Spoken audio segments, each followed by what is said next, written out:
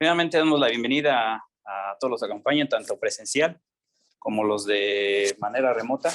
Bienvenidos una vez más a una sesión de examinar análisis del Departamento de Matemáticas de la Universidad Autónoma Metropolitana Unidad de Iztapalapa. Tenemos el gusto de presentar al doctor Fernando Brambilia, del Departamento de Matemáticas de la Facultad de Ciencias de la Universidad Nacional Autónoma de México. Un poco de trayectoria: obtuvo la licenciatura en la Facultad de Ciencias de la UNAM, la maestría en Física Matemática en el Massachusetts Institute of Technology y el doctorado en Matemáticas en la UNAM. Puedo destacar que tiene gran trayectoria como profesor, tanto como profesor como investigador, y entre ellos tenemos también como investigador artículos de alto impacto. Estoy revisando y tiene muchísimos artículos de alto impacto y varias distinciones.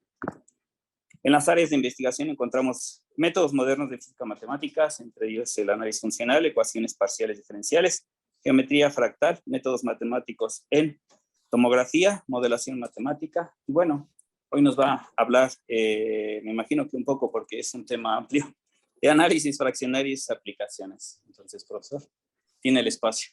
Muchísimas gracias. Pues hola a todos. El presencial y los a distancia, aquí en el seminario de análisis, lo tengo que decir, desde Iztapalapa para el mundo, ¿no? Se está transmitiendo desde aquí para todo el mundo, ¿sí? Bueno,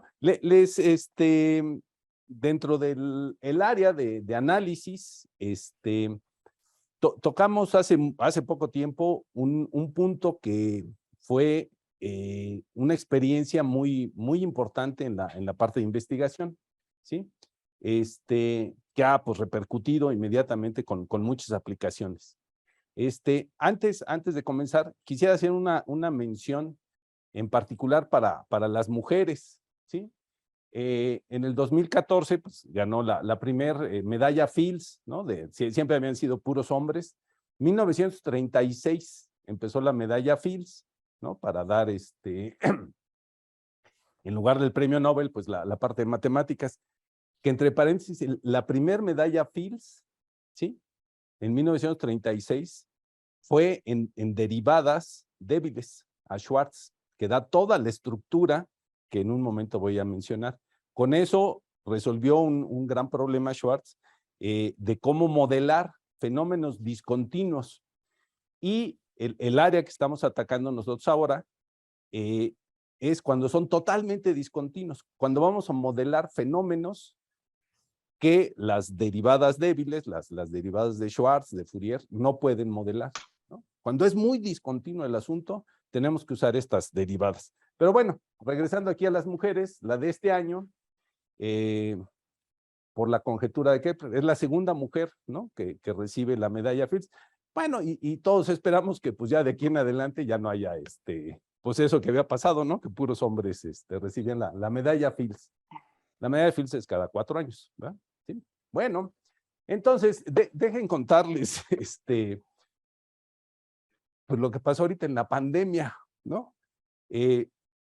Pues tenemos un grupo, ¿no? Que empezamos a trabajar análisis fraccionario y si no hubiera sido por la pandemia no hubieran salido tantas cosas, la verdad, ¿no? O sea, ya ahorita que estamos ya dando clases presenciales y demás, ya el ritmo de la investigación bajó mucho, ¿sí?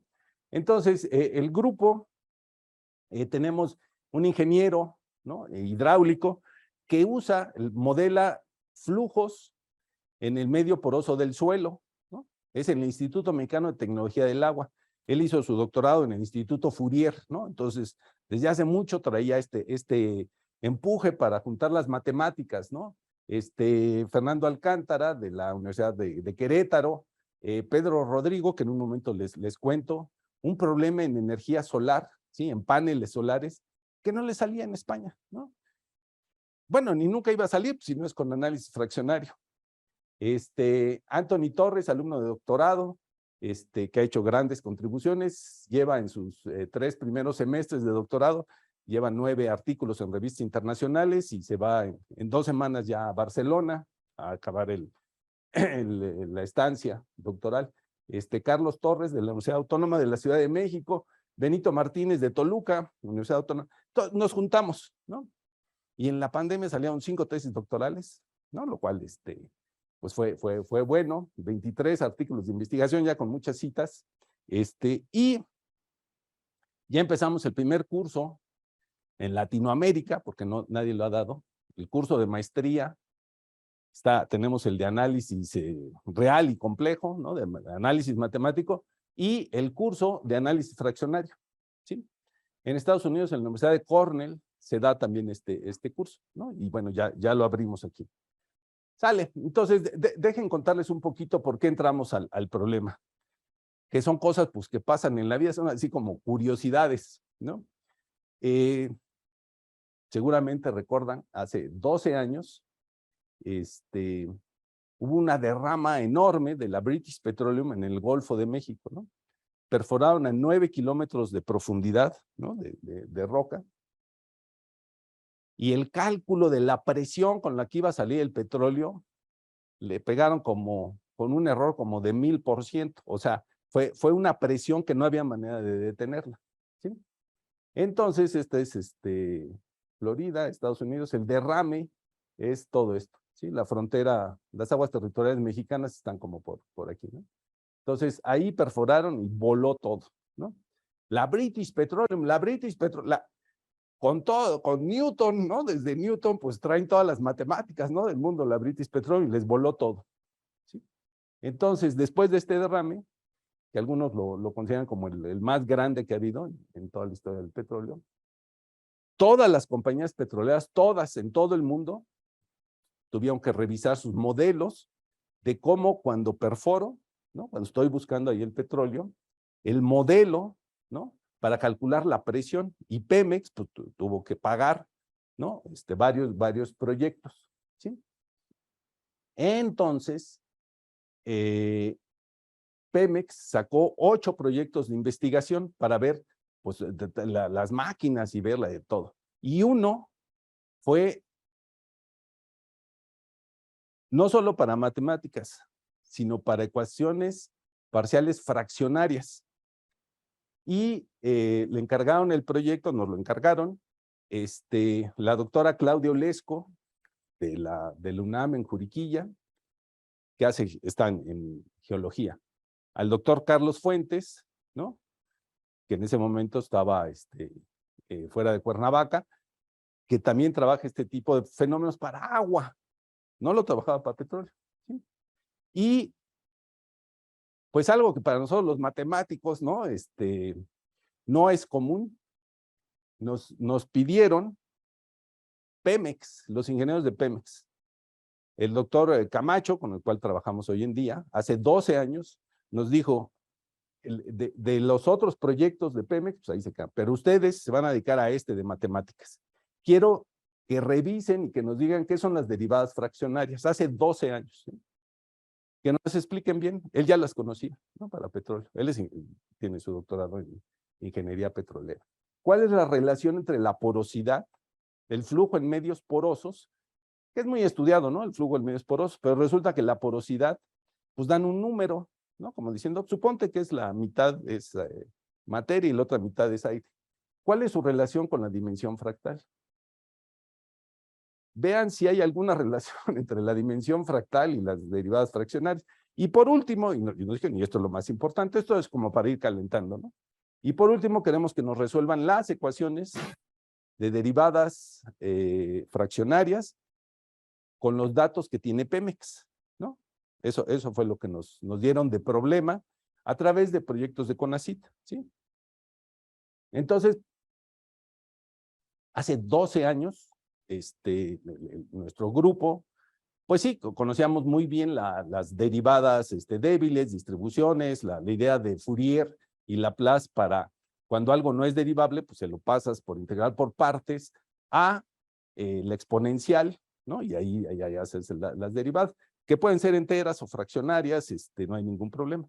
Pero estas son distintas, ¿sí? ¿Cuál es el meollo del asunto de esto? La verdad es que hace 12 años, ninguno de nosotros del grupo, pues teníamos el manejo de las derivadas fraccionarias, ¿sí? Entonces, lo primero que encontramos fue que hay cartas, ¿no? que están ya públicas, que en 1695 L'Hopital, una carta que le manda Leibniz diciendo, sí, ya entendí lo que son las derivadas enteras, 1, 2, 3, y lo que son las integrales. Dice, pero así como elevamos un número, ¿no? Primero me enseñas a elevar un número al cuadrado, al cubo y demás, y luego me dices, no, pero también lo puedes elevar a un número fraccionario, ¿no? A un medio, ¿no? Eso me enseña después. Y le pregunta al L'Hopital, a Leibniz, entonces también puedo derivar a la un medio, o a la 1.7, y la respuesta de Leibniz fue sí, sí sé cómo derivar, pero todavía no encuentro la aplicación física, ¿no? O sea, la derivada pues es la velocidad.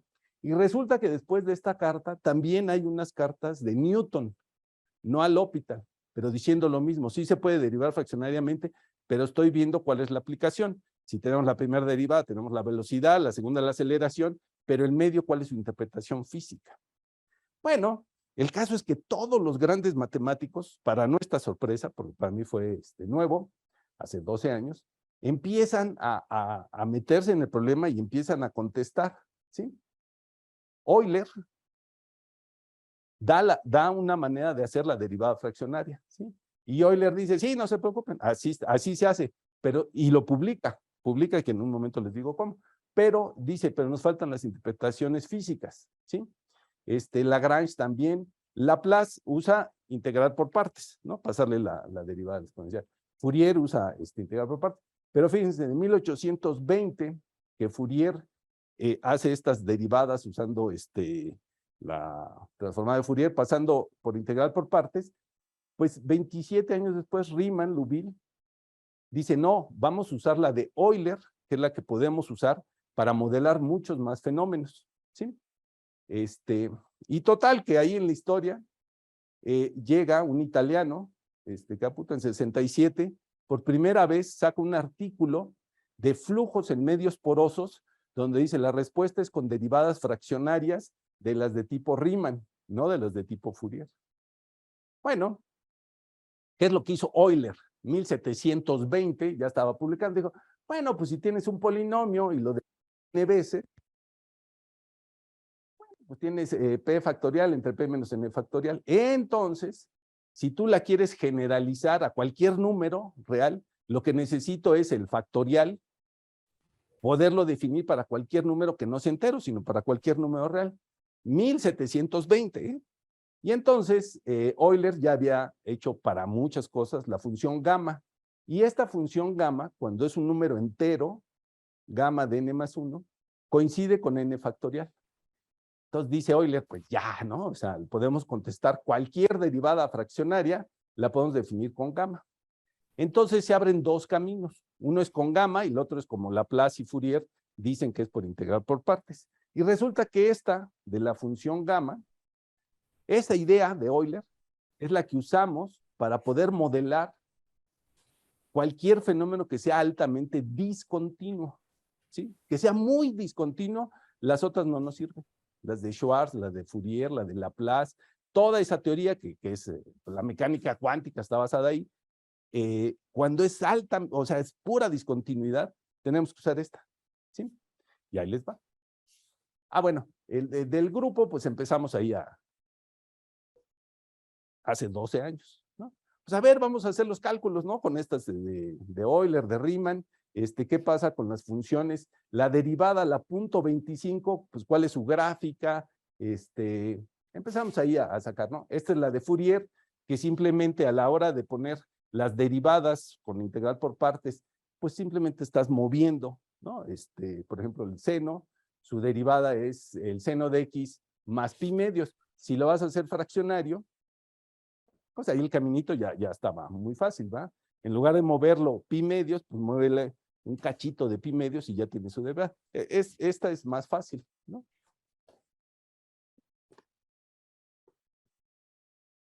Entonces, cuidado. Esta de la transformada de Fourier, la usan, se usa muchísimo, pero, por ejemplo, que a los analistas, al seminario de análisis, nos es muy conocido el conjunto de Cantor, ¿no? Es uno de los que nos enseñan ahí desde el primer curso de análisis. ¿Qué pasa si tomamos el conjunto de Cantor y a cada punto del Cantor le asocio el 1? Y los puntos que no están en el Cantor, entre el 0 y el 1, lo dejo en 0. No, pues es una función bien discontinua. Y luego, como nos enseñan en análisis, podemos tomar el Cantor gordo, o sea, un Cantor que siguen siendo puros puntos, pero su medida ya no es 0, ¿no? Sino tiene medida 1/2. O sea, son puros puntos y levanta esos puntos. Esa función es bien discontinua. Esa función no tiene derivada débil. No tiene derivada, no tiene. Es totalmente discontinua, pero no tiene derivada débil. No tiene derivada débil, no tiene transformada de Fourier, no la puedo trabajar, pero resulta que en la parte de flujos en medios porosos, en hidráulica, los artículos de investigación, casi todos empiezan diciendo, consideren un cubo de Cantor movido, ¿no? Para que represente todos los hoyitos que hay.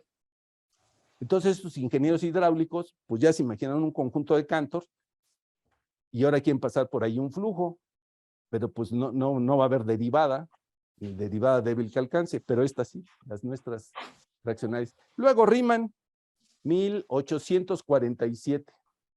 Riemann dice, bueno, pues de un lado tenemos las derivadas, del otro, dejen llamarle la derivada a la -1, a la integral, la derivada a la -2, la 2 veces lo integro, ¿no? Entonces, una formulita, que por cierto, antes enseñaba y ahora ya casi no viene en los libros de cálculo, dejen regresarme a cálculo, ¿no? Si tengo en una variable y lo integro, la integral de una función en una variable, y la vuelvo a integrar, y la vuelvo a integrar, y la vuelvo a integrar, se puede reescribir estas n integrales en una variable, no es la integral doble, ¿eh? Estoy integrando la función y luego la vuelvo a integrar con respecto a la misma función. Es 1 entre n menos 1 factorial. Y entonces Riemann dice, pues ese 1 entre n menos 1 factorial, pues ya puedo hacer la integral fraccionaria, ¿no? Ya puedo decir la integral a la 1/2, si en lugar de poner el n menos 1 factorial usamos la función gamma. Y entonces esta fórmula para la integral, las junta las dos, la derivada y la integral, y habla de derivadas o íntegro derivadas fraccionarias. Entonces Riemann, pues, se lo despachó. El mismo año, en su cajón, además de esto, tenía al lado la Z de Riemann, los números primos, y en el otro cajón tenía toda la geometría diferencial, toda la geometría riemanniana y demás. Todavía no decidía cuál presentarla de tesis doctoral, pero ya tenía las varias aportaciones. Muy joven, el joven. Bueno, entonces, ahí todos los matemáticos le entran. Y algo que antes de, o sea, estábamos preparando qué decirle a los ingenieros de Pemex de qué era una derivada fraccionaria, cuando empezamos a correr en MATLAB, que para nuestra sorpresa, hace 12 años, MATLAB tenía unas subrutinas para correr estas derivadas fraccionarias, que puso algún investigador por ahí, y encontramos que las derivadas fraccionarias, si aquí tengo la función y aquí es su primer derivada, resulta que algunas funciones traen aquí información que sale oculta en las derivadas enteras. Así nomás, ¿no? O sea, según empezamos a correr y a graficar, por ejemplo, esta función, ahí en medio, bueno, casi luego tiene un piquito, ¿no? Que no salen las derivadas completas. Bueno, ahí, se me quedó en la otra presentación la parte que les iba a contar ahorita de Newton-Raphson fraccionario, ¿sí? Entonces, dejen contarles así rapidísimo. Si nos da tiempo, ponemos la otra presentación, ¿no? Que está en la computadora. Una vez que ya tenemos las derivadas fraccionarias, todos se acordarán de Newton-Raphson, ¿no? Que nos dice, tomen un polinomio, una parábola, f de x igual a ax al cuadrado más bx más c, que aprendimos en primaria, en secundaria, que es una parábola. Y luego, para encontrar los ceros, en 1695, Raphson dice, bueno, utilizando las derivadas, agarra un punto cualquiera, te subes a la gráfica y traza la recta tangente, ¿no? Y en donde cruza el eje de las x, ese es x1, empezaste en x0, x1, y vas haciendo esto mismo hasta que llegas al 0. Es el método de Raphson, ¿no? Y ya luego Newton-Raphson, porque Newton, cuando murió, encontraron que ya lo tenía hecho antes. ¿Qué pasa cuando la parábola ax al cuadrado más bx más c igual a 0 solo tiene x compleja? Que sus soluciones son complejas. El método de Newton-Raphson no sirve, ¿no? Si agarramos un número real, ahí nos vamos a estar dando vueltas. Bueno, si en la fórmula de Raphson, de Newton-Raphson, si en lugar de poner derivada, ponemos derivada fraccionaria, le pegamos inmediatamente al número complejo. Eso nadie lo había hecho, ¿no? Y ese es un cachito que espero nos dé tiempo. Entonces, Newton-Raphson fraccionario, ¿sí? Te permite encontrar eso. Pero luego, encontrar los ceros de una función, pues ya son funciones, pues cualquier función. Y luego pueden ser sistemas de ecuaciones, ¿no? De muchas incógnitas y ya son matrices donde quieres encontrar las X, donde hagan que eso sea 0. Hay métodos, ¿no? Hay muchos métodos. Pero este de fraccionario, pum, vale, le pegas mucho más rápido, ¿sí? Y nos dio para muchos artículos de investigación. Espero nos dé tiempo. Bueno, el siguiente, regresando aquí a Pemex, ¿no? Nos dice, bueno, ¿y cuál es la relación entre la porosidad y la dimensión fractal? Que en realidad ese era lo único que teníamos hecho desde antes, ¿no? Este sí está facilito, ¿no? Si tenemos un medio poroso, ¿qué quiere decir la porosidad? Bueno, por ejemplo, aquí lo que está en blanco es donde puede caber el agua y lo otro es la materia, ¿sí? Que puedes hacer un número ahí. Bueno, si ustedes pasan una onda electromagnética con el radar terrestre, aquí, este es un radar terrestre de la UNAM y nos prestaron en Chapingo, ¿sí? Nos dieron chance, nos regalaron 1 metro cúbico. Así decía la carta, solicitamos 1 metro cúbico de la tierra arables ahí en Chapingo. Antes de subirle a la camioneta y llevarnos a la UNAM, hicimos las pruebas. Aquí, ese es el radar terrestre, manda una onda electromagnética, rebota, y aquí en el otro lo recibe. Y aquí sale como una tirita, ¿no? Como las del súper. Esta. Y resulta, fue casualidad, no sabíamos, pero la amplitud de esta onda electromagnética que entró y rebotó, o sea, la información de lo que pasó ahí, en esta amplitud, si calculan ustedes en la computadora, ¿no? La dimensión fractal, que es el box counting, cuentan el número de píxeles que quedan en negro por la amplitud, es exactamente la misma dimensión que la porosidad. Entonces nos llevamos a la UNAM el metro cúbico y durante un año estuvimos haciendo las pruebas. ¿Por qué? Porque la porosidad de 1 metro cúbico cambia por día. Si está muy seco, cambia la porosidad. Si llueve, estaba al aire libre, ¿no? Pues si se humedece, pues cambió la porosidad. Si hace frío, todo esto va cambiando. Y entonces íbamos haciendo las pruebas. Y siempre, todos los días, la dimensión fractal del objeto, de la porosidad, coincidía con la dimensión fractal de la amplitud. Y luego, como dice acá arriba, en el microscopio electrónico de geofísica, tomábamos cachitos, los llevábamos al microscopio electrónico, ¿no? Se ve muy distinta la porosidad, ¿no? O sea, de lo que es acá, pues se ve, o estas, son 20 centímetros, ya en el microscopio electrónico, pues ya son pedacitos. Enfoca uno y la porosidad se ve distinta.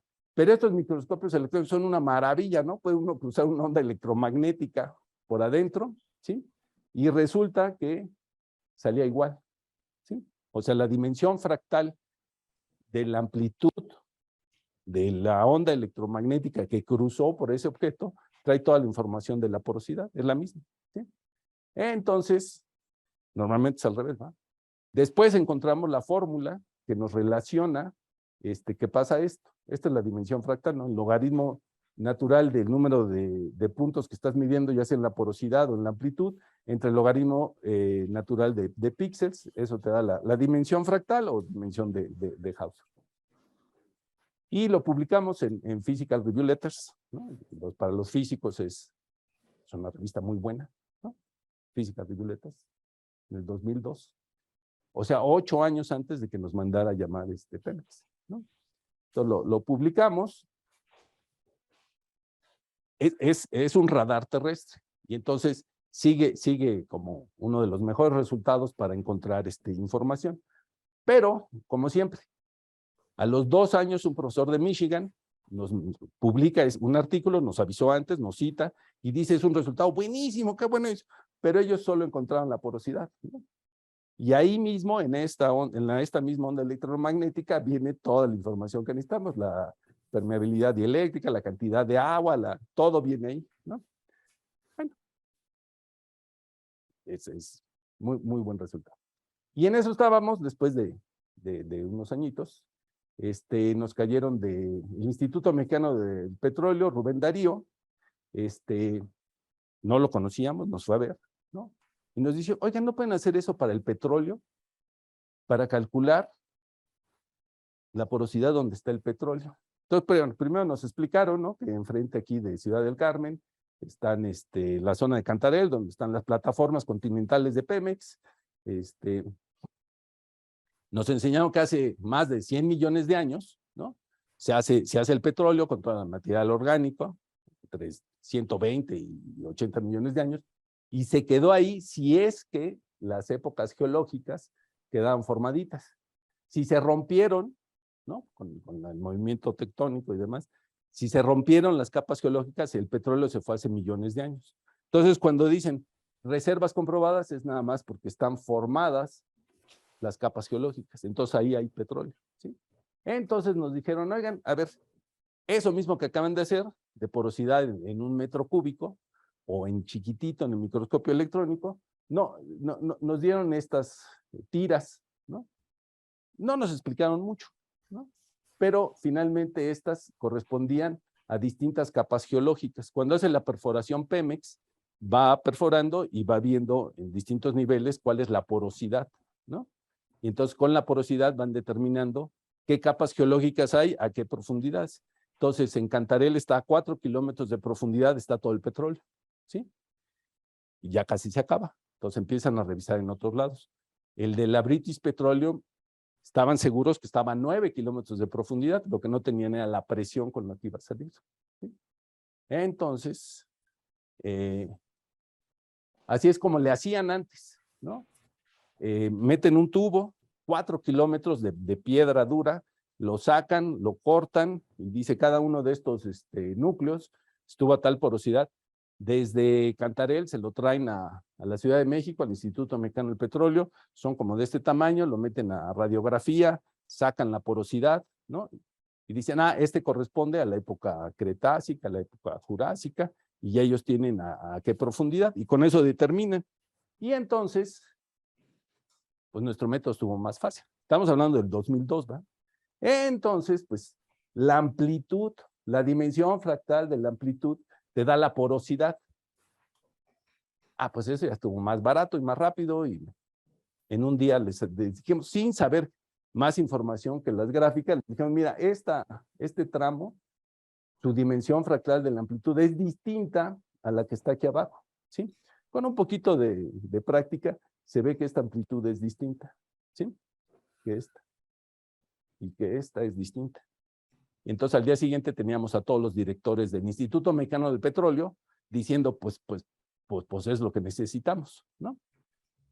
Y eso fue en el 2002, ¿no? La desgracia fue en el 2010. Y entonces Pemex nos dice, bueno, esto es del Instituto Mexicano del Petróleo, la relación entre la porosidad y la dimensión fractal, pues ya está. Y estos son los resultados que entregamos al Instituto Mexicano del Petróleo. Y luego pasamos ya al problema real, ¿no? Nada más antes un poquito de análisis matemático, ¿no?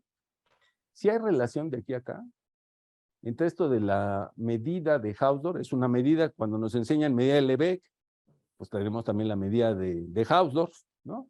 Y dado un objeto, pues la medida de Hausdorff nos da su dimensión fractal, que es la base de la geometría fractal, que son las que acabamos de decir.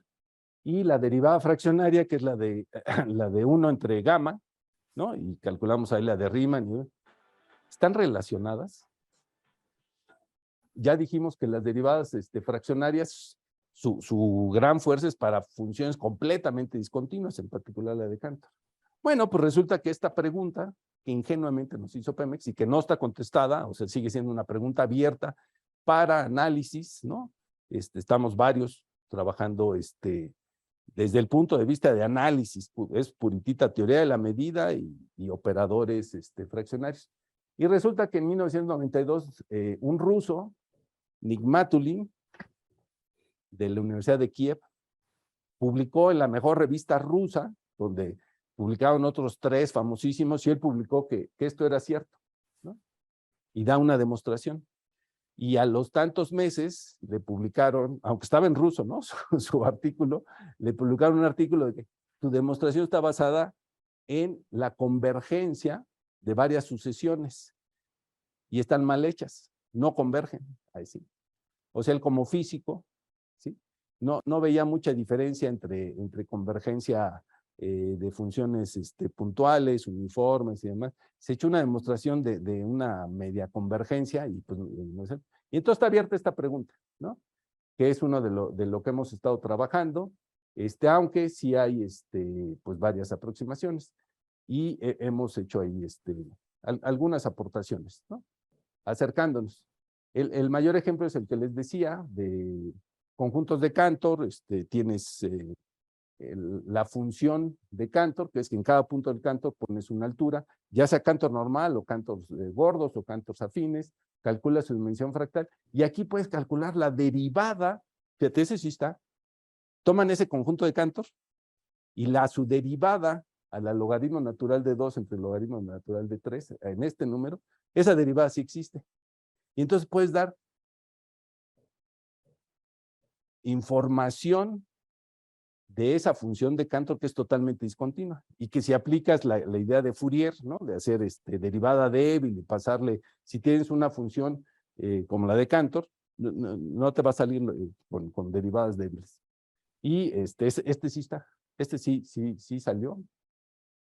Y luego ya, los de Pemex nos dijeron, bueno, ya, muy bien, matemáticos, ya pónganse a trabajar, ¿no? Y lo que nos pidieron en Pemex, ¿cuánto tiempo llevamos, perdón? A ver si me da tiempo lo de Newton. Listo, ya. Perdón por todo esto, pero pues ya empieza con Pemex, ¿no? Y Pemex ya con sus ingenieros y ya diciendo, sale muy bien, ahora ya, a trabajar como ingenieros. Olvídense que son matemáticos, como ingenieros. Primer lugar, donde está el petróleo, hay 3 distintas porosidades, ¿no? Una que se llaman búbulos, hasta el lenguaje, ¿no? De ingeniero petrolero, son cuevas donde están llenas de piedritas y el petróleo está ahí flotando. Pero tiene 100 millones de años ahí y trae una presión. Si sale por cualquier lado, pues eso va a salir una presión enorme. Esa es una porosidad. La siguiente es adentro, a 4 kilómetros de profundidad hay fracturas, ¿sí? Entonces, en estas fracturas también está lleno de petróleo y si se rompe, puede brincar el petróleo de la fractura a las cuevas, a los búbulos. Y matriz es las rocas, roca, por dentro tienen petróleo.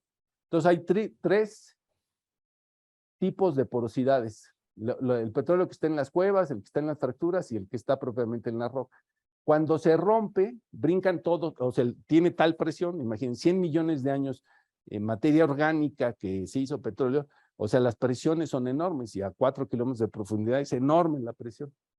¿Qué modelo matemático utilizo para determinar la presión con la que va a salir el petróleo? Lo que sí, hasta videos me enseñaron, hace 25 años ahí en Canterel, cuando se fueron a 4 kilómetros de profundidad y salió el petróleo, milagros que pasan en México, ¿no? Salió con una presión para poder subir los 4 kilómetros, ¿sí? Con una presión en la que se pudieron poner unas válvulas que son como de unos 5 metros de diámetro y como 4 de altura, así son las válvulas, se ponen arriba de donde está saliendo. A la British Petroleum le voló todo, ¿no? O sea, eran mucho más grandes, pero en México hace 25 años lo pusieron y alcanzó a detener la presión. Y de ahí las válvulas, pues es un milagro, ¿no? O sea, salen la presión necesaria para llenar todos los barcos, ¿no? Petroleros que de ahí se van todavía a Estados Unidos a refinar, ¿no? No teníamos tubos ni de ahí llevarlo a tierra ni nada. Pero en general el problema es que hay un exceso de presión o falta de presión. Los dos. Lo que nos enseñaron por el otro lado es cuando no hay presión, ¿sí? Y está a 2 kilómetros de profundidad y la presión no alcanza, entonces tienes que inyectar agua con sal para que suba. Entonces el problema es económico, ¿no? Aquí en México, en Cantarell, sacar un barril de petróleo a esa profundidad, ponerlo ya en el barco para refinar, sale a $25 el barril. Eso nos cuesta a México, ¿sí? Hay lugares que es mucho más difícil y si tienes que meter presión, pues te va a salir más caro, que son más de $25. Pero hay países como Arabia Saudita que no solo tienen mucho petróleo, no son los que más petróleo tienen. Venezuela es el país que más petróleo tiene en el mundo, ¿no? En el lago Maracaibo es la mayor reserva del mundo de petróleo. Pero eso no quiere decir que es el más barato sacar, ¿sí? Arabia Saudita, pues también tuvieron suerte, ¿no? Sacar un barril de petróleo en Arabia Saudita cuesta $5 el barril. Es el más barato del mundo, sacar. Entonces, pues ellos lo tienen, y la presión también les fue una fortuna, ¿no? La presión sale de manera que sus válvulas no son como las de Cantarell, ¿no? Son mucho más chicas, le abren $5, hasta le pueden cerrar, ¿no? En México no se puede cerrar, ¿sí? O sea, la válvula esa, pues está echando, pero tienen que echar todo el tiempo. Y si no se está vendiendo, lo tienen que quemar. En Arabia Saudita, $5. Cuando se anuncia en los periódicos que está a $100 el barril, bueno, pues ya, ¿no? Ahí hacen las cuentas. Hay lugares donde, insisto, el precio del barril sale más alto. Bueno, entonces, ¿cuál es el modelo matemático? De ese medio poroso que está allá abajo, con esas porosidades y con una presión gigantesca. Bueno, como les decía, pues hay fracturas, hay cuevas y demás. En México, 4 kilómetros de profundidad y cuando rompen, empiezan a brincar de todos contra todos, ¿sí? Por cierto, entre paréntesis, nada más habrán oído del fracking, ¿no? Ahí el fracking lo que hacen es, llegan a donde ya saben que está el petróleo, inyectan y rompen todo, ¿no? Rompen todo y ya de ahí va a salir, sobre todo cuando no hay mucha presión.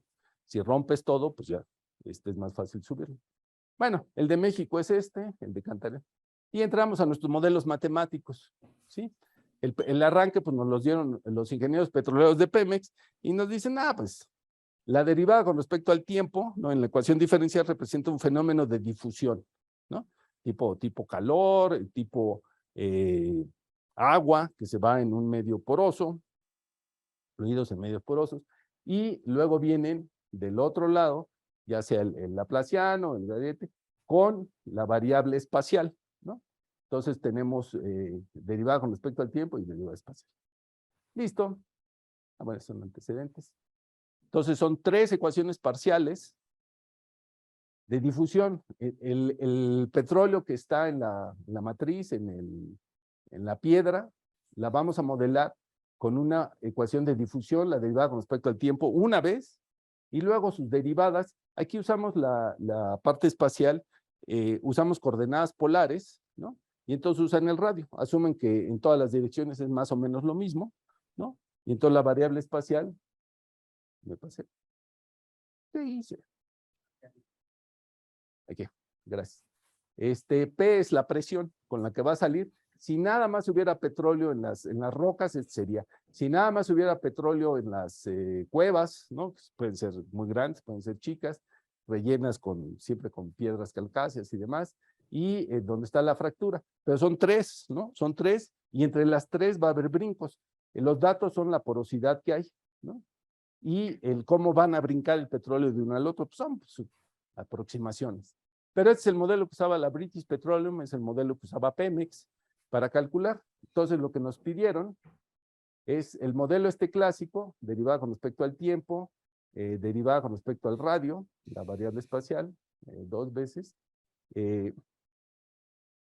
Los datos que ellos tenían, si corren los modelos con la información que tienen de porosidad y demás, les quedaban pues ciertas gráficas que están lejísimos de la realidad de los últimos 25 años, ¿sí? Entonces, Nos dijeron, sale, ¿qué les parece si le ponen su derivada fraccionaria, la de Euler, la de Riemann-Liouville, perdón, con la función gamma, en el tiempo? Aquí en lugar de poner la primera derivada, pongan alfa, en la segunda y en la tercera. Ya había trabajos que nosotros no conocíamos, pero ya para ese entonces los leímos. Si la derivada con respecto al tiempo la ponen mayor que 1, 1.1, 1.2, te modela perfectamente fenómenos de superdifusión. O sea, como que la difusión se empieza a acelerar, acelerar. Si vas creciendo, es una superdefinidad. Sabemos que si llegamos a 2, ya es una ecuación de onda, ¿no? Entonces, cerca del 1, estamos modelando fenómenos superdifusivos. Y si es menor que 1, si tomamos la derivada 0.9, 0.8, 0.7, son fenómenos muy lentos, ¿sí?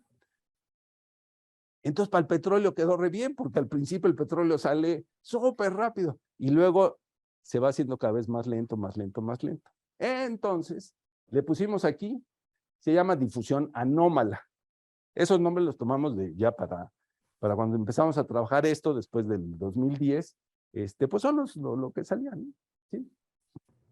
Se ponen las condiciones que te dan los ingenieros de Pemex y vamos combinando con las distintas definiciones de derivadas y es por aproximación. Nosotros decimos, ya este es el modelo y si alfa vale tanto, pues la solución es tanto. Si la alfa vale tanto, la solución es tanto. Y entonces con Pemex fue un juego, ¿no? De decir, a ver, la solución, ellos ya saben cuál es la presión con la que salió hace 25 años, hace 20 años, hace 15 años. Entonces decían, a ver, vele moviendo a tu alfa hasta que nos dé la información que nosotros tenemos histórica, ¿no?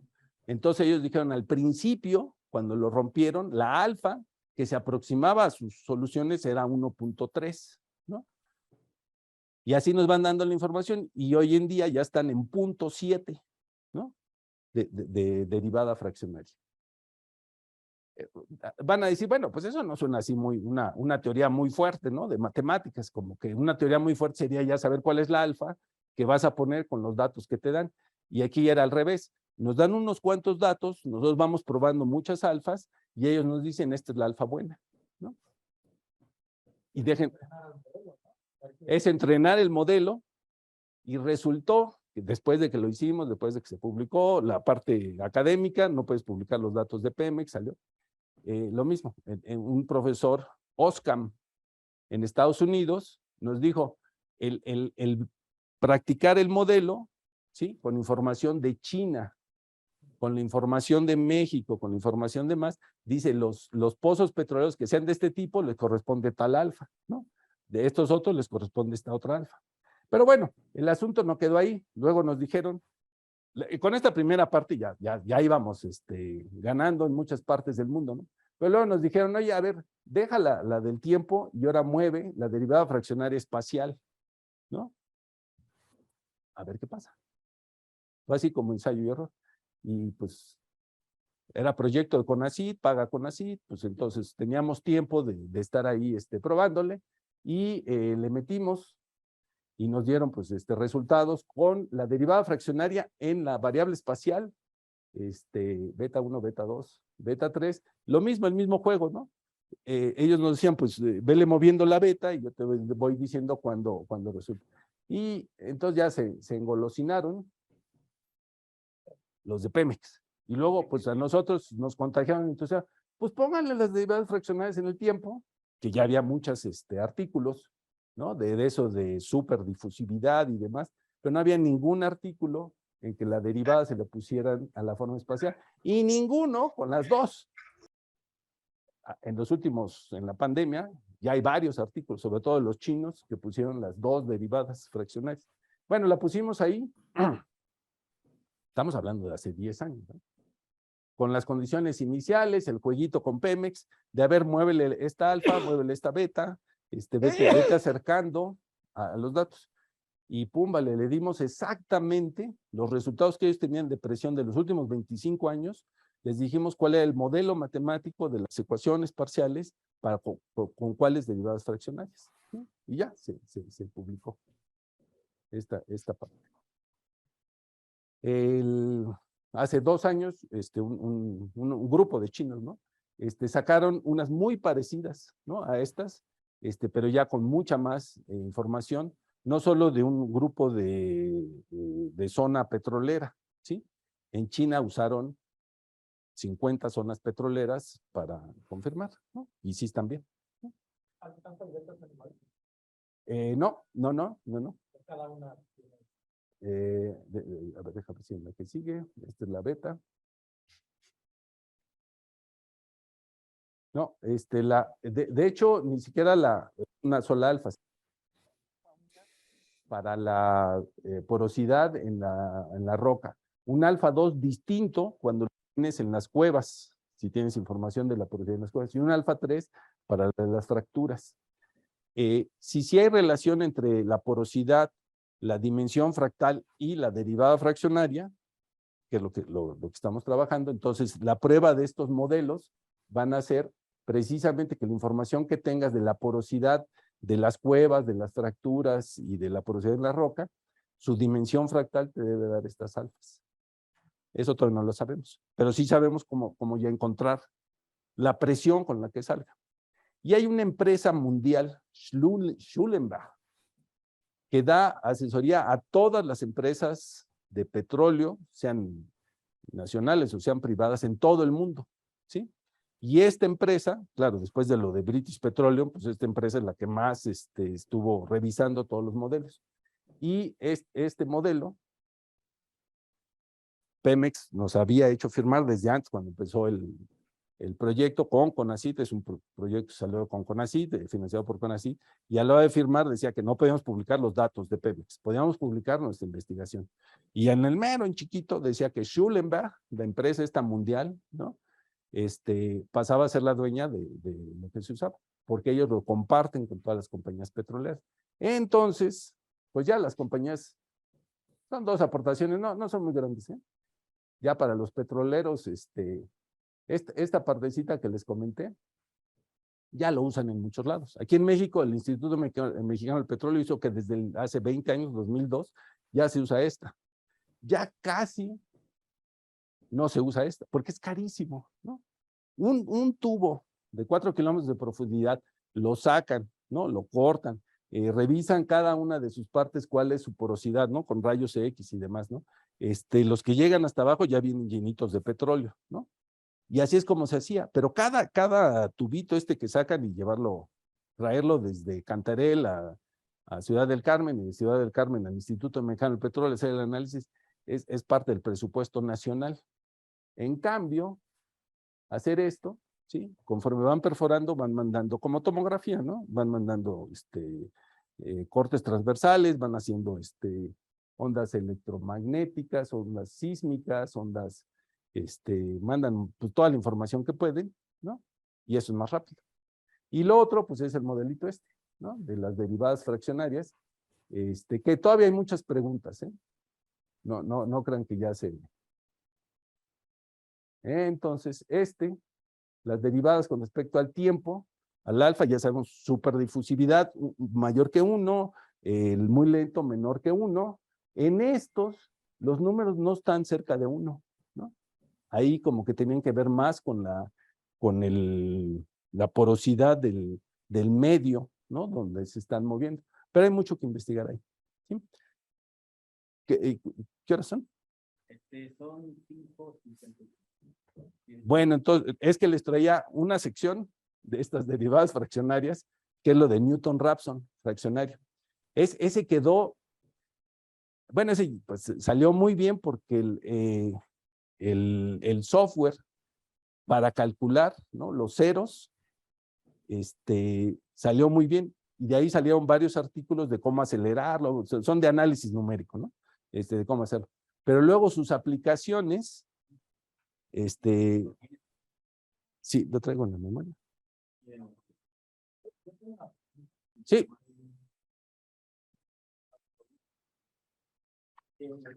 Por favor. Gracias. Yo tengo una pregunta, ¿qué es, cuál es la explicación, si es que la hay, aunque sea una intuición física, de por qué la derivada fraccionaria es la que describe mejor el modelo en una etapa y por qué la otra derivada fraccionaria la describe mejor en la otra etapa. Si hay alguna intuición física.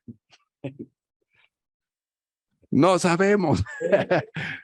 O sea, bueno, como mencioné en la historia del análisis fraccionario, en la mera historia, ¿sí? Resulta que fue más fácil avanzar en cómo hacer las derivadas fraccionarias de distintas maneras. Como puse en la lista, todos los grandes matemáticos, todos le metieron ahí un poquito. Y a todos les faltaba el cómo usarlo, ¿no? ¿Cuál es la interpretación física? Entonces, si tenemos la velocidad y tenemos la aceleración, ¿qué pasa si estoy sacando la derivada 1.3? Bueno, desde las unidades, ¿no? Tenemos metros sobre segundo y metros sobre segundo al cuadrado.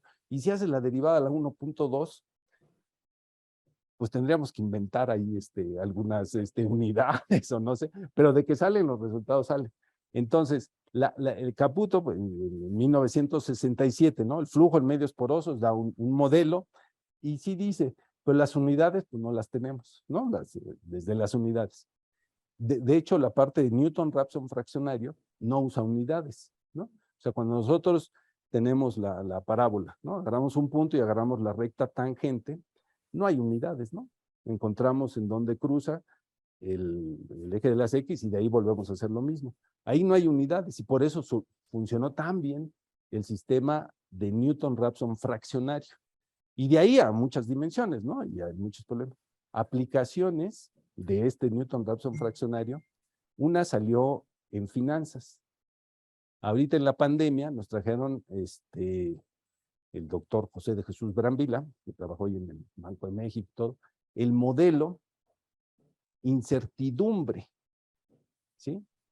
Inversión en épocas de incertidumbre, que es muy estudiado durante muchos años, desde 1929, después de la Gran Depresión, han tenido muchos modelos matemáticos y muy buenos temas. Y de repente hay una pandemia mundial donde la incertidumbre de invertir, de meter dinero en las casas de bolsa, que son las que rigen las finanzas en todo el mundo, en China sus 2 casas de bolsa, en Europa, en Estados Unidos, con la incertidumbre que había, que también era la oportunidad, ¿no? Como todos sabemos, las empresas, todas las empresas farmacéuticas, todas las empresas de telecomunicaciones, Zoom, ¿no? Si estamos transmitiendo por Zoom, hizo una maravilla. Sí, pues es nomás un minutito, esta. Sí se puede. Y un minuto. Entonces, cuando nos preguntan, bueno, ¿qué hay en el fondo y demás? Eso es lo atractivo del análisis fraccionario. No está hecho, no está acabado, ¿sí? Y un problema importantísimo para todos los que estamos en análisis. Así como cuando la derivada débil, distribuciones, funciones generalizadas, el dominio de las derivadas débiles, la imagen, cuando es continuo además, son funciones discontinuas que estoy poniéndola como solución de unas ecuaciones diferenciales. Entonces, ese problema que había entre los físicos y los matemáticos, llega a Schwartz, el primer medalla Fields en 1936, y dice, miren, la parte de análisis funcional, el dominio, ¿sí? Van a ser lo que ahora les llamamos funciones de Schwartz, ¿no? Familias de seminormas, espacios de Fréchet. Tenemos teoría de distribuciones, las funciones temporales. Vamos a ponerlos como dominio, como imagen, aquí es continuo y demás. Para las derivadas fraccionarias, lo estamos apenas haciendo, ¿sí? Hay 2 artículos que dicen, oigan, pues ya necesitamos esto. Hay 2 libros de texto que dicen, pues debemos trabajar los espacios de Sobolev fraccionarios, con estas, no con las derivadas de integral por partes de Laplace y Fourier, sino vamos a hacer espacios de Sobolev fraccionarios, para empezar. Y luego tenemos que ver de dónde, o sea, como operadores. Estos operadores son semigrupos. Si pones la definición y resulta un semigrupo, podemos hacer teoría espectral, bueno, todo el análisis que conocemos, ¿no? Todo el análisis funcional y demás, apenas va, yo diría como en un décimo, un 15. Pues, no, o sea, si tú tienes dos derivadas fraccionarias y las sumas, deja regresarme antes, el teorema fundamental del cálculo fraccionario. Si tienes la derivada a la 3/4 y le integras, ¿no? Como dice Riemann, menos 3/4, regresas a la función original. Hay un cachito que no. Entonces cambias la definición de Riemann un poquito para que sí cumpla el teorema fundamental. Pero si cumple el teorema fundamental, no cumple otra cosita. O no puedes modelar lo que estás haciendo. Entonces, ahí vamos. O sea, como que está ahorita para el que quiere entrarle, de operadores, de ecuaciones, de análisis numérico, de conjuntos de Cantor. Ahí estamos. Nomás rapidísimo, ¿no? Dejen ponerles. ¿Sí da tiempo o ya le paro? Sí, adelante, adelante. Un minuto nomás. Un minuto. Un minuto. Déjenme aquí. Bueno, este es el de... como somos un grupo, hay unos que están muy interesados en la historia de las matemáticas, entonces nos consiguen los originales, el de Riemann, de 1847 nos trajo el original en alemán, ¿no? Y ahora traducen en alemán, otro se puso aquí el método de Raphson, que fue publicado antes que Newton, ¿no? ¿De dónde salió? Pero bueno, rapidísimo. Entonces, el método de Newton, Raphson, te dice, bueno, pues si tienes una función de una variable y demás, agarras un dato en los reales, pones la recta tangente, y vas repitiendo y te vas acercando a donde se hace cero, ¿sí? Bueno, pues esa es una fórmula, que no sé dónde la tengo. No. Esas son las derivadas fraccionarias que ya les platiqué. Bueno, esta, ¿no? Si estoy parado en x1, le resto f de x1 menos la derivada, entre la derivada y eso me da el que sigue, sale, ese es el método. Y luego le vamos a subir, por supuesto, no que sea una función de los reales a los reales, ¿no? Sino que sean sistemas y lo que quieres es encontrar el cero. ¿Sí me estoy yendo bien? Bueno, entonces, ya si tenemos aquí la derivada fraccionaria, que le cambiamos y demás, la integral, vamos a hacer el método de Newton-Raphson fraccionario. Todo esto eran antecedentes. Y me voy a Newton-Raphson fraccionario. Aquí Newton-Raphson fraccionario. Bueno, lo que voy a hacer es, en donde decía la derivada, ¿no? Le pongo la derivada alfaésima, ¿sí? Entonces salieron pues varios artículos, ¿no? En revistas internacionales, Applied Math, Science, donde usamos estos, ¿no? Otra de las aplicaciones fue en paneles solares híbridos. Si ustedes tienen el panel solar, es radiación solar. Y resulta que España, en el desierto de Almería, hace cerca de 20 años, 25 años, el desierto de Almería, trasladaron ahí todos los trabajos de energía, ¿no? Ahí pusieron los grandes concentradores solares, ¿no? Pusieron el mayor concentrador solar la paraboloide, que juntos llegan a 2000 grados centígrados, y ahí pasaron toda su industria para fundir el acero. Pusieron todos los concentradores para evaporar el agua, etc. Y de paneles solares, están los paneles solares. Produce energía con la radiación solar, pero la temperatura a la que está el panel solar, y si hay algo abajo, como en el desierto, que en la noche está bien frío, o el mar que está ahí al ladito, y que si vas a 10 metros de profundidad está bien frío, y arriba está bien caliente, el cambio de temperatura produce esa energía. Entonces se llaman paneles solares híbridos. El Ministerio de Energía en España financió, ¿no?, todo el estudio. Y son 5 ecuaciones gigantescas, elevadas a números totalmente raros, toda la información del último año. Y necesitaban resolverlo porque si no, no saben si económicamente vale la pena, cuánto más de energía y cuánto costó. Y ya llevaban 2 años. Retiro lo dicho de 2 años. Llevaban un rato haciéndolo, ¿sí? Y no le salía. Y entonces mi amigo Pedro Rodrigo, de la Universidad de Jaén, que está ahí al ladito, que es donde ponen el dinero, el Ministerio de Energía, leyó el artículo de métodos de Newton-Raphson fraccionario, y dijo, a ver, resuelvan esta, porque no nos ha salido. Y salió luego. Entonces son 3 artículos en esa parte de Newton-Raphson fraccionario. Este es uno de ellos. Ah, bueno, aquí está la fórmula, perdón. No es esta. Ya ando yo aquí inventando. Ah, es este. ¿Sí? Entonces, método de Newton-Raphson fraccionario. Hagan lo mismito y en lugar de poner aquí derivada, ponen la derivada al alfa. Entonces, como es al alfa, sí puede tener soluciones complejas. Entonces, arrancaron con una parábola que no tenía soluciones complejas y tú empezaste con datos reales, pues nunca le vas a dar. Y con este, pum, vale. El software te dice, con esta alfa no, con esta alfa no, con esta alfa fraccionaria, esta es tu solución. Y lo mismo pasó el software para todos los demás, ¿sí? Bueno, y tenemos ahí un montón de artículos de estos, salieron varios, con sus aplicaciones. Bueno, aquí está. Ya, esta y ya nomás hago una mención. Bueno, la lista del método de Newton-Raphson clásico, qué cosas no hace, y el método de Newton-Raphson fraccionario, qué cosas sí hace, y el mejorado, ¿no? Porque ya luego lo aceleramos.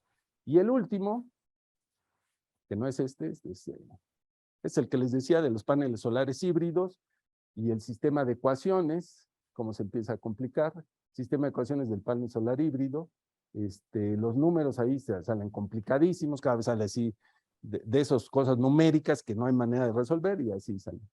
Y el último, déjenme si está aquí. Este es el de economía que les decía, en épocas de incertidumbre, cómo invertir en la pandemia, fue tremendo. Y ahorita, ¿ya se avientan a invertir o no? Sigue siendo incertidumbre. Y salieron con estas.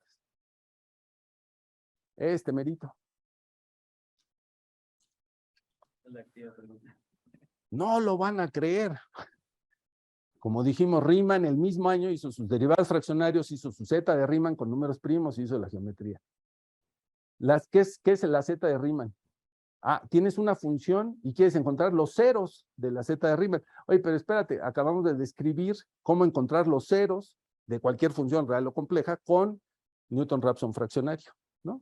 O Newton-Raphson de derivadas de Riemann, ¿no? Le decimos fracción, pues son las derivadas de Riemann. ¿Qué creen? Bueno, ahí viene toda la historia.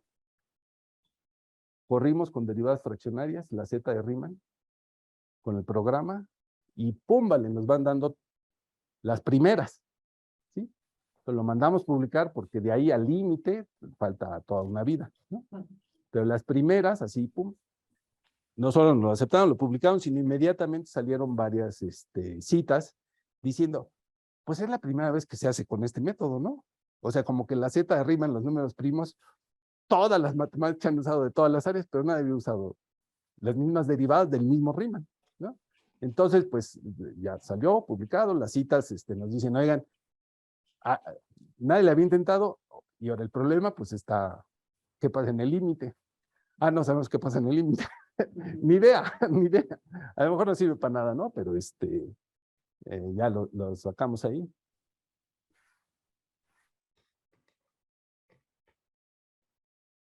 Bueno, estos son en finanzas, ¿no? La parte numérica. No, nomás quería ver si está el de la zeta de Riemann.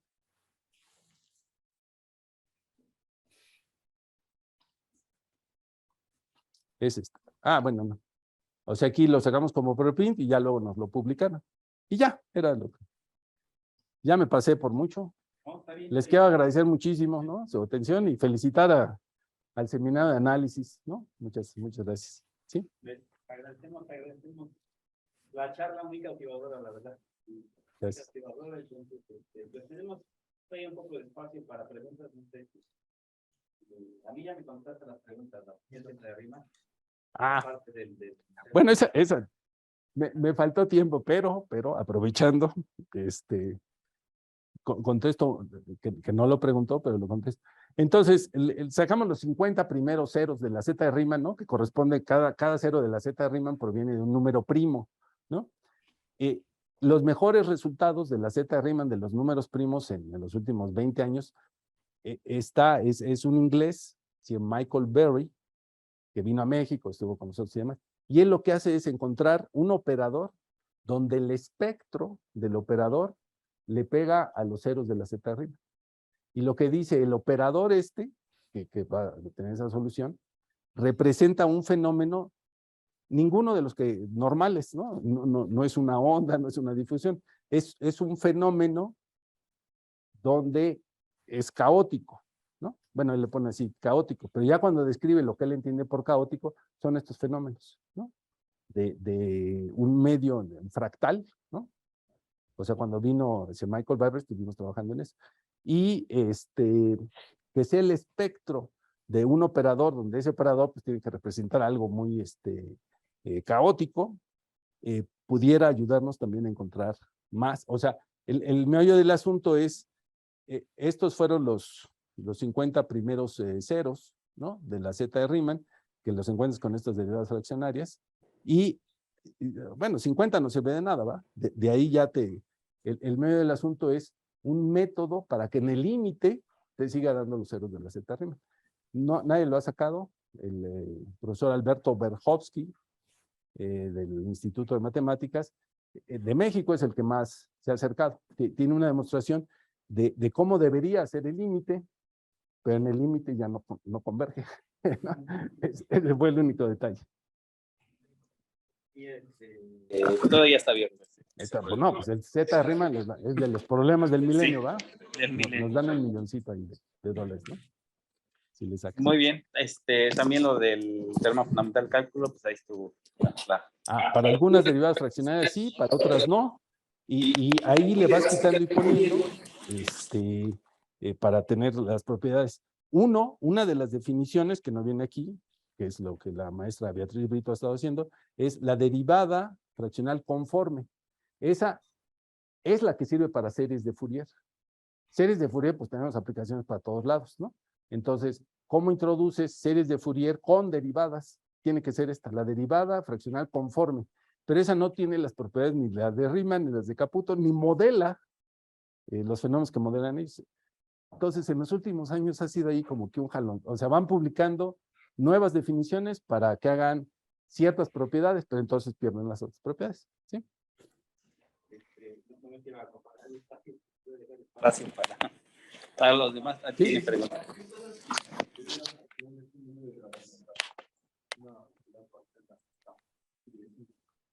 No, irracional, o sea, cualquier número real. Real sí está definido, ¿no?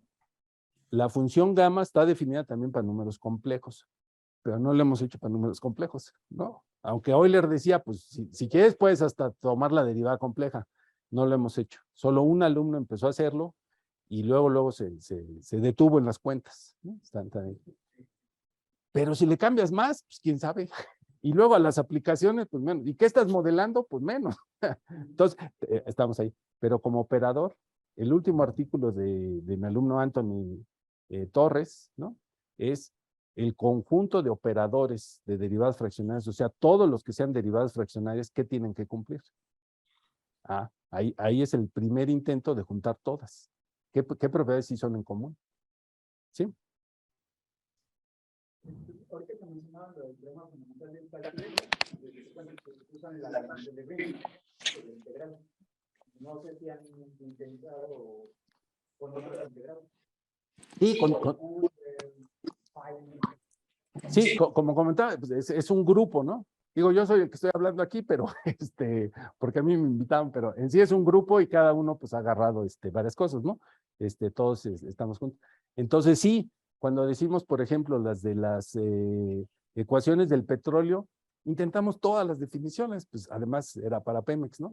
Entonces le metimos a decir, pues ahora cámbiale en lugar de Caputo la de Riemann, en lugar de Riemann la conforme, en lugar de conforme cualquier otra, y una fue la que se acercó. Entonces, de las propiedades, si regresamos a las propiedades de cálculo fraccionario, hay ciertos libros, el Spaniard de 1987, que sin que hubiera aplicaciones se puso a hacer todo el cálculo, ¿no? Entonces menciona este tipo de problemas, pero había muy pocas definiciones, ahora hay muchas más de derivadas fraccionarias.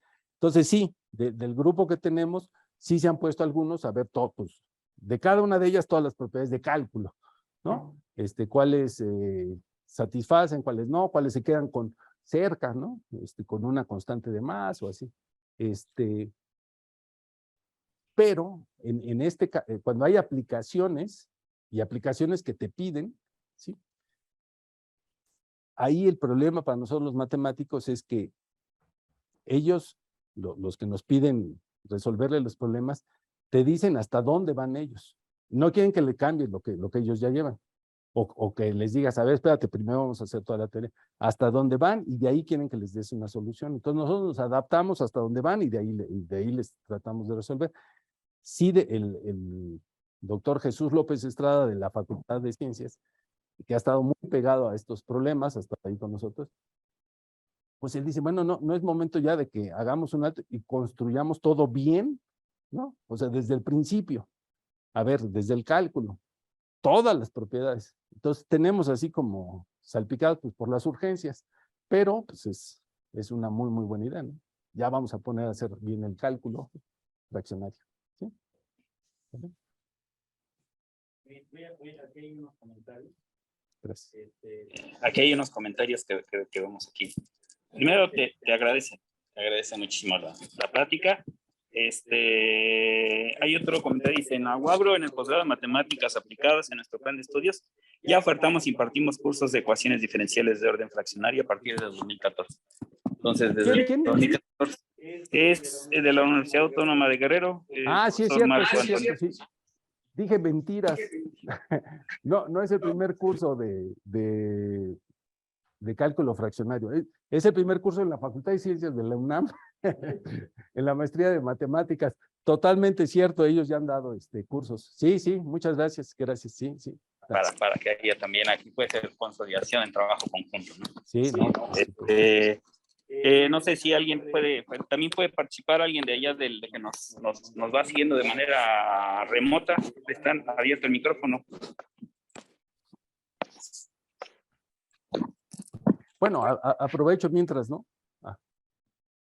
Este libro de análisis fractal que edité ya hace algunos años, lo llevan, por ejemplo, en la maestría en Chihuahua de ingeniería, ¿no? En la materia de la maestría de sistemas complejos, ¿no? Entonces ahí, pues ya hay un curso, ¿no? De posgrado, donde se ven muchas aplicaciones. Vienen también derivadas fraccionarias, ¿no? Pero la editorial Intec de Londres, pues ellos pusieron el nombre, ¿no? Para vender más. Llevamos 20,000 libros vendidos también. Bueno, ellos, pues, ya saben que el negocio no es nuestro. Sí, este otro que es ya para ciencias de salud, ese lleva 5,000, ¿no? Muy bien, todos te mandan a saludar, agradecemos. Todos te mandan a saludar, tanto pues aquí y también de manera remota. Te agradecemos nuevamente la charla. No, a ustedes muchísimas gracias por la invitación y gracias por su paciencia.